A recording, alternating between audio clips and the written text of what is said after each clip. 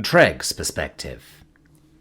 "Now see here, insolent cur," snarls the skinny Xeno with the big head and the 2 feet grin, extending a long, thin, clawed finger to point at the ground at his feet. "There is a hierarchy to this reality. I am a higher order organism. My intellect is superior to yours. Now, bow before me." Frogman flying, Sam not knowing bowing, rolling overing? Bawls the friendliest dog I've ever met, happily, rolling over on the ground while the Crescar imperiously giving him commands is watched by the narrowed ice blue eyes of Victor's sexy, scary, starborn co-worker. "No, you fool!"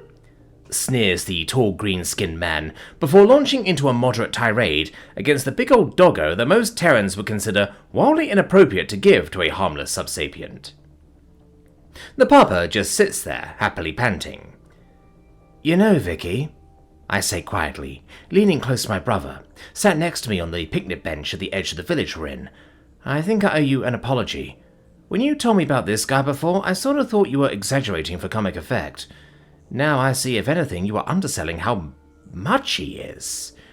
"Yup," Vicky confirms, with an upward flash of his eyebrows. "That why you didn't invite him to the wedding?" He frowns.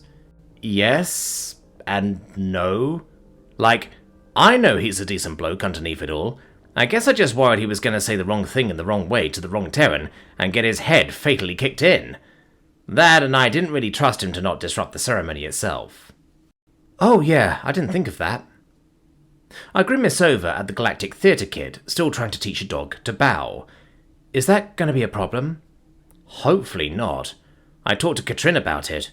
We're sitting him at the back next to 2 of her parishioners who are going to be tasked with immediately picking him up and walking him outside if he starts making a scene. "And you told him that?" I ask. "Yup," Vicky answers. "How did he take it?" "He was delighted by the opportunity to skulk in the shadows at his nemesis's wedding," Vicky answers with an exasperated sigh. I laugh out loud at that. Then the skinny Hindi cook comes and sits on Vicky's other side of the bench to ask, "How do you know this guy, Victor? Why does he keep calling himself your nemesis?"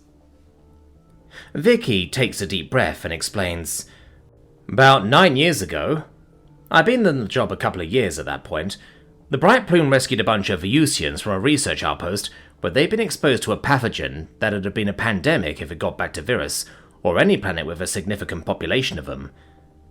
Counter that, they was in our lower decks and under strict quarantine. Bright Plume pulls into a space station and gets scanned. Customs official says, 'Yo, you got like 900 odd more people on your ship than you have registered as employees. Fuck's up with that?' I explain, he's just about satisfied and about to let us go when Hesek appears. He ain't satisfied we ain't trying to traffic him. We tried showing him the logs. He says we could have doctored him. And tried putting him in contact with him through a screen. He points out we could have threatened to flood their sectors with poison gas or something if they didn't play along. Literally nothing we did placated him. In the end, we had to spend their whole quarantine locked into that space station until they could come out and vouch for us to him. We lost about a month's income." "Well, that's annoying," observes the slim man, as a pair of scarlet-scaled arms are wrapped over his shoulders, and a pair of clawed 2-thumbed hands press the back of him into the front of a chest, sporting a puffy jacket that had been entirely unnecessary to anyone warm-blooded in this mild summer heat. A pair of acid-green eyes staring down at the top of his head from on top of the picnic table. "You must have been really pissed off with him." "Yeah, at first I was," answers Vicky. "I thought he was just being difficult on purpose. Thought, who the fuck's this guy think he is, accusing us of sapien trafficking? Then I thought about it a little more. I realized that even though I knew I ain't a piece of shit like that, he didn't. Didn't know me from Adam, did he? If we had been trafficking those Venusians, the agent who'd been happy with our story would have just let us go. Hasset's got a funny way of showing it, but under the supervillainy surface, he's a good bloke. He cares about people. He cares about doing the right thing, even if people don't like him for it. We've had a few run-ins since then. They've all gone similar. At some point, I apparently became a worthy nemesis." "And, like, I frown at the gangling amphibian man. Why is he like that? Why does he do the whole supervillain act? Best I remember, it's an evolutionary thing. Kresk's a swamp world, also a Class 8. It's loud and relatively dangerous. Having unique and flamboyant personalities helped them find and recognize each other.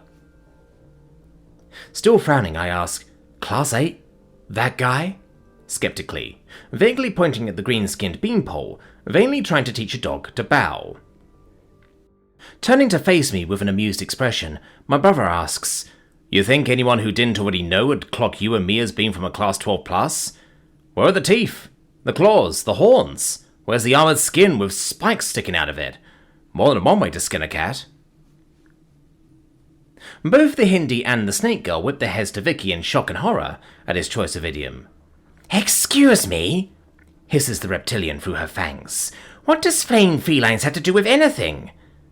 Yes, I don't think I've heard that particular phrase before either, chimes in her boyfriend.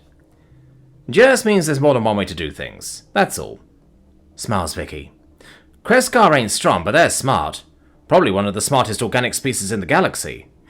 Being clever is just as useful in tough conditions as being tough is. Then why not just say that? Asks the snake girl, arsenic eyes narrowing. Why put the image of you peeling off a cat's skin into our minds? Just an expression, Hassie. Don't know what to tell you. Vicky chuckles.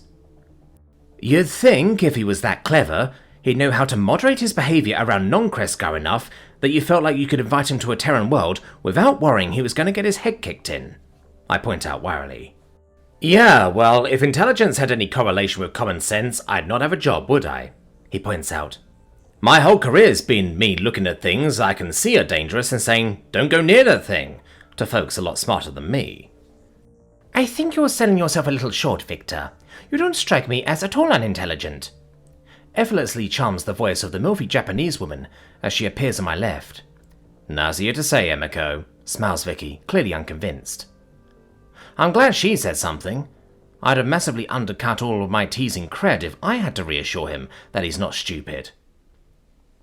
Looking over at Heseg with her purple eyes, the woman with the silver streak in her hair smirks. I don't think I can adequately convey just how popular a conspiracy theory Kreskar's shadow government was during the war. Casually confirming her MILF qualifications to me by the revelation that she was an adult before I was born. It was fueled entirely by how they acted when caught and interrogated, and the fact that they brought all the most fearsome tech with them when they came to battle. Investigation after the peace turned up nothing, but I hate to think about the resources and man-hours wasted on that wild goose chase that could have gone to bringing the war to a close even a day earlier. I agree. I look around and see that most of the movement from all my brother's friends has ceased. I lean in and say, should we get going, Vicky? He makes to get up and starts. Yeah, I'll tell. I grab his shoulder and push him back to the bench. He turns to me confused. You'll do nothing, I smirk. I'm the best woman here. You'll leave it to me. Vicky laughs and throws up his palms in an, all right then. I stand up and climb to the top of the picnic table. Ahem! Attention everyone! I shout out to the scattered group of mostly strangers in this park.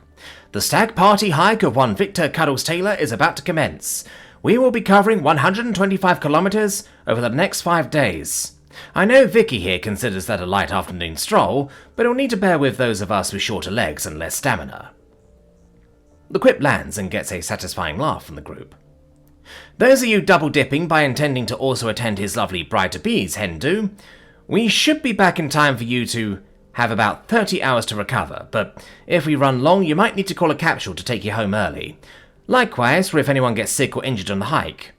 Over there, I point to the medium-sized hover trolley. You can see the mule I've rented us to carry baggage. Cheating, some might say.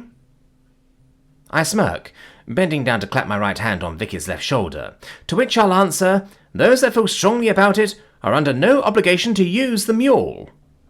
Earning another chuckle. Now, on the mule already are tents to sleep in, water to drink, food to eat, enough alcohol to get a herd of mammoths blackout drunk for all 5 nights, and enough hangover caps to keep those same mammoths from feeling it the next morning. I'm assuming no one has any objections to any of that. An appreciative cheer answers, and I internally fist pump at how much I'm utterly killing this whole best woman shtick. Right then. Soon as you're ready, stand at the start of the path, and once everyone's over there, we'll start moving. I hop down from the bench as everyone begins grabbing bags, and either slinging them over backs, or taking them to the mule. I make a beeline over to the looming green-skinned man in what looks like a wetsuit. Hasek, hi. Turning a pair of magenta irids, set against sickly-looking yellow Schlerer to me, he haughtily corrects, "The most sagacious and perspicacious Hasek to you, foolish girl." Wincing internally and trying not to take it personally, I say, "Apologies, most sagacious and perspicacious Hasek. I didn't realize that was part of your name, or that I might offend you by not including it in my address." Managing to keep my teeth mostly ungritted. Anyway, a man of your sagacity and perspicacity has surely realized he can't walk 125 kilometers across a deaf world barefoot, hasn't he? Pointing to his webbed, clawed feet. Even if you plan to ride the mule the entire way, just walking around camp at night would be hard on a human's feet. I'd hate to think what it might do to yours. Do you have footwear? I'm almost hoping he says no, just to allow me a shortcut to the point where he taps out and calls a capsule. Unfortunately for me, he sneers and puffs a contemptuous breath through his forward-facing nostrils. "Footwear and more besides, you utter ninny!" He brings the left finger to his right wrist and bends his claw out of the way to activate something on his wrist-mounted hollow. Appearing from the doorway of the charming little hotel that I assumed he stayed at last night, comes a second Kreskar in a suit of jet black, Woots-patterned Durasteel power armor. The newcomer has a good 15 centimeters on the 2.4-meter man beside me, and carries a heavy-looking box of supplies in their arms. Folded against their forearms are two side blades that look as if they deploy into a praying mantis-like fighting arrangement. They look almost human-like in their bulk, but after accounting for the stoutness added by the armor, the actuators and the servo mechanisms, I guess they're actually about the same build as Hasek is. The feet are also plantigrade, like a human's, which I'm guessing means their actual feet are scrunched up in the lower shins and ankles, and the protrusion is all mechanical. The bodyguard, who definitely wasn't invited on the stag do, draws up to us and sets down the box. Have to say, even if it's not generally how I prefer my cuties, there's an undeniable appeal to a man or woman in armor. The presence this Kreskar has looming over us in their Durasteel plate is almost enough to make me forget the species of the one inside it.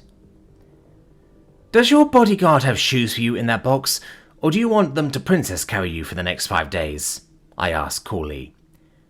"Fatuous fool!" snarls the man. "It does not have my footgear!" He taps his wrist again. The suit of armor opens at the front and shows an empty, padded interior. Folding his left foot like an umbrella, he brings it across himself to slot it into the lower shin of the armor's left leg. "It is the footgear! With this, I shall be more formidable than any mere death welder, as I quest across the land in my nemesis's last hurrah!" he patronizes, slotting his right foot into the right shin. The armor closes itself up with him inside of it. He picks up his box and cackles as he begins a mechanically assisted run over to the mule to place it down.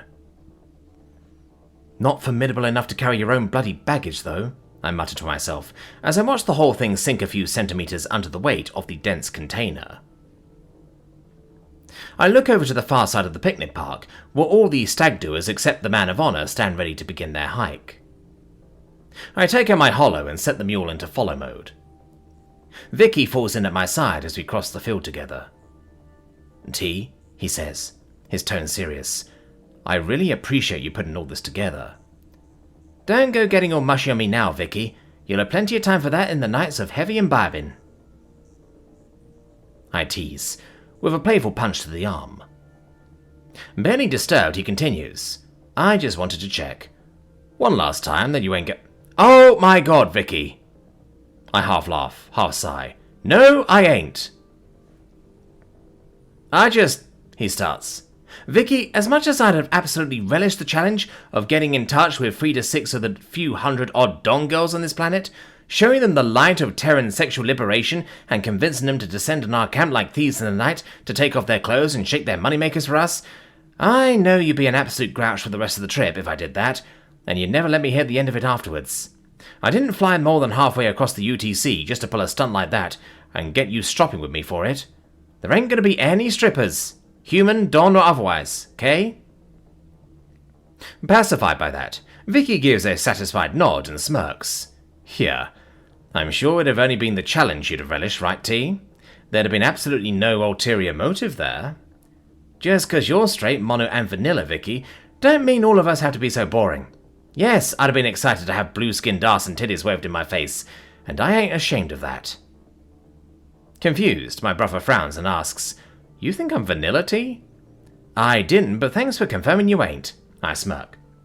Filing that one away in the old teasing ammunition folder. Ugh, walked right into that one, he groans. Yeah, you did, I smirk. Where's all that common sense you're so proud of?